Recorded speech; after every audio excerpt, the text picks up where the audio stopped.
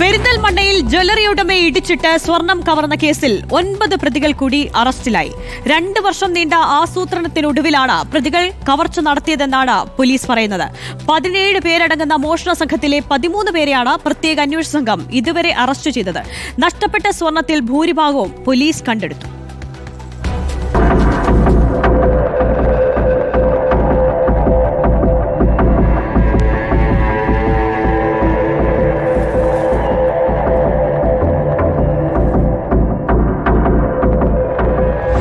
പെരിന്തൽമണ്ണ നഗരഹൃദയത്തിലെ കവർച്ച നാടിനെ നടുക്കിയിരുന്നു.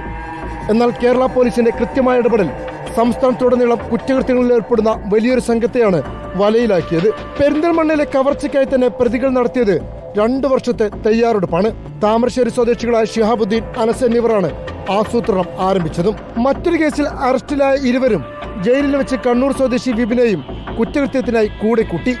വിപിൻ വഴി കണ്ണൂർ സ്വദേശി അനന്തവും സംഘത്തിൽ കണ്ണിയായി. പിന്നീട് ജയിലിന് അകത്തും പുറത്തുമായി നടന്നത് വലിയ ആസൂത്രണം. ഈ മാസം 11-ന് സ്വർണ്ണ വ്യാപാരികളായ സഹോദരങ്ങൾ യൂസഫിനെയും ഷാനവാസിനെയും കവർച്ച ചെയ്യാനായിരുന്നു പദ്ധതി. എന്നാൽ തൃശൂരിൽ നിന്നുള്ള സംഘം എത്താത്തതിനാൽ അന്ന് നടന്നില്ല. ഒടുവിൽ കഴിഞ്ഞ വ്യാഴാഴ്ചയാണ് പ്രതികൾക്ക് സാഹചര്യം ഒത്തുവന്നത്.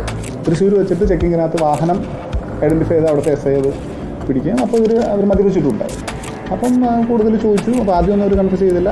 അങ്ങനെയാണ് തൃശ്ശൂർ ടീമാണ് ഫസ്റ്റ് ഇതിനകത്തുള്ളൊരു ബ്രേക്ക് വരുന്നത്. ഇവർക്ക് പരസ്പരം അറിയത്തു പോലുമില്ല. അതാണ് ഇതിലെ സർപ്രൈസിങ് കാര്യം. പങ്കെടുത്തവർക്ക് പലർക്കും മറ്റവരുടെ പേരെല്ലാം നമ്മൾ കസ്റ്റഡിയിലെടുത്ത് കയ്യാമം വെച്ച് കഴിഞ്ഞാൽ അവർ രണ്ടുപേരും സംസാരിക്കുമ്പോൾ മാത്രമാണ് അടുത്ത് നിൽക്കണവൻ അടുത്തിരുന്നവനാരാണ്. സ്വർണ്ണ വ്യാപാരികളെ പലതവണ നിരീക്ഷിച്ച ശേഷമാണ് കൃത്യം നടപ്പിലാക്കിയത്. അതിനായി പ്രതികൾ ട്രയൽ പോലും പരീക്ഷിച്ചു. കവർച്ച നടത്തിയ സ്വർണവുമായി മടങ്ങിയ 4 പേരടങ്ങുന്ന സംഘത്തെ തൊട്ടടുത്ത ദിവസം തൃശ്ശൂരിൽ നിന്ന് പോലീസ് പിടികൂടിയിരുന്നു. ഇവരിൽ 2 പേരെ കസ്റ്റഡിയിൽ വാങ്ങി ചോദ്യം ചെയ്തതിൽ നിന്നാണ് ആസൂത്രിതമായി നടത്തിയ കവർച്ചയുടെ ചുരുളുകൾ അഴിയുന്നത്. ഇനിയുണ്ട്, അതെ, ഓപ്പറേഷനിൽ പങ്കെടുത്ത പ്രതികൾ ഇനിയൊരു 4 പേര് കൂടി പിടികിട്ടാനുണ്ട്. ഈ 4 പേരുടേതെന്ന് പറയുമ്പോൾ നമ്മളിങ്ങനെ ഇത്രയും പേരെ പല പല സ്ഥലത്തു നിന്നായിട്ട് എടുക്കുമ്പോൾ സ്വാഭാവികമായിട്ടും മിസ്സായി പോകുന്ന ഇതാണ്. അതിൻ്റെ പുറകെ ഓൾറെഡി ഇന്നും ഈ നമ്മൾ സംസാരിച്ചുകൊണ്ടിരിക്കുമ്പോൾ എൻ്റെ ടീം അതിൻ്റെ പുറകിൽ വർക്ക് ചെയ്തുകൊണ്ടിരിക്കുന്നുണ്ട്. ഹോപ്പ്ഫുള്ളി എത്രയും പെട്ടെന്ന് തന്നെ നമ്മളത്.